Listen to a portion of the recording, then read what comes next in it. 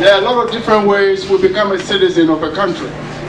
One is naturalization, one is by birth, or when you become a refugee, you are accepted by a country and given a citizenship.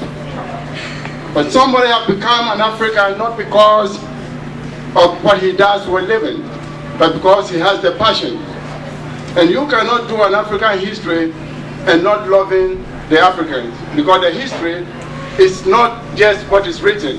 The people are the history. So this fellow loves the people, and he studied them. He fell in love with them, and he never left. We have given him a special privilege to be an African, and he's qualified to be so.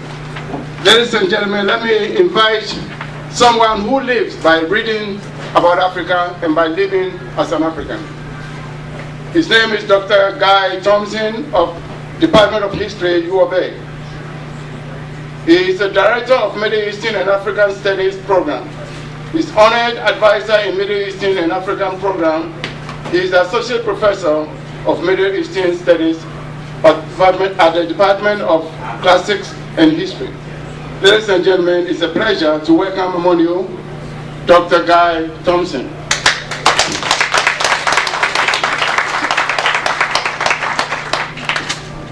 Thank you, Dean, for that very kind introduction. I was trying to figure out how I would follow on Phil as the outsider who writes African history.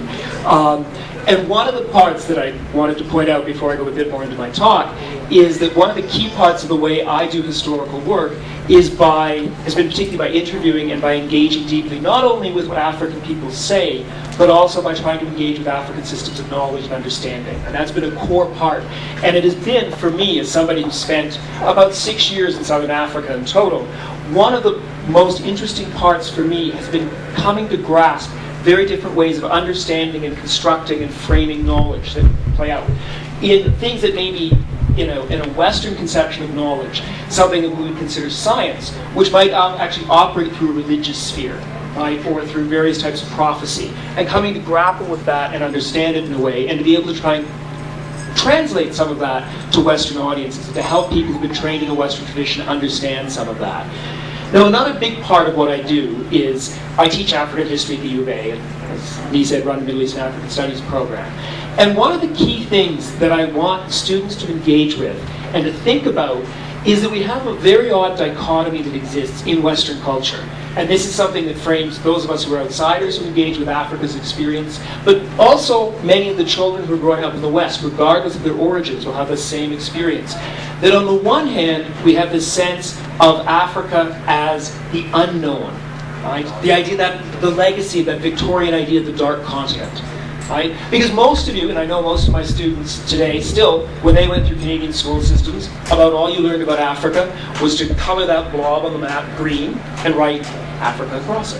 That was about all the engagement you had. And in these supposedly politically correct times, the students I talked to who are coming out of high school have learned about the same thing as I did in the 1970s. Right? It hasn't changed. It remains this dark unknown. But then the interesting thing, and this is the thing I want students to start to grapple with, is we have this level of ignorance, of not knowing, of not seeing it in the newspaper, of not engaging with the news. And yet at the same time, when you get people to start to associate around the idea of Africa, suddenly this whole set of powerful preconceptions comes out, right, which center around elephants and misery and AIDS and war.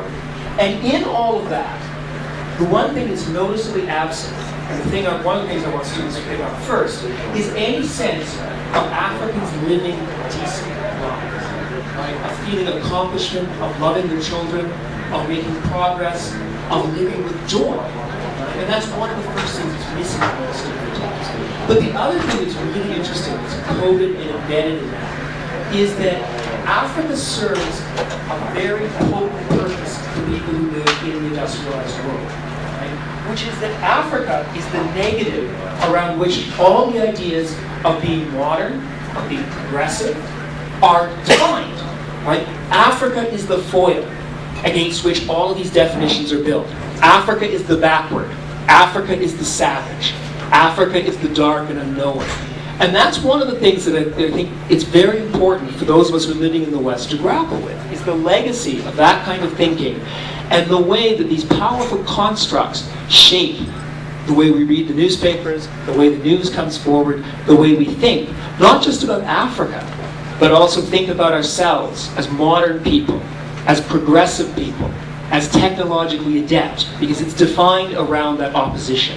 And that's one of the key things that there's a couple of different themes that I like to work into that. But that idea of Africa as the other, right, and as the unthinkable is one of the first things that I want students to grapple with and challenge, and to think in important ways about how to get past that, and start to see Africans as fully human and as fully modern as everybody else, regardless of wealth, privilege, or access to technology. Right? And now, since I know I'm holding up dinner, I'll leave it at that, and hopefully we'll all be able to eat soon. Thank you.